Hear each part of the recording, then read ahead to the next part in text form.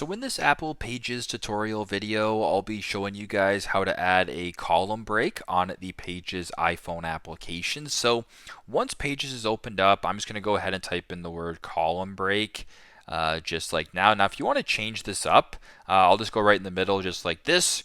On this middle bar on the far right hand side, there's that plus icon. Select that. Then where it says insert, scroll down to where it says column break right here.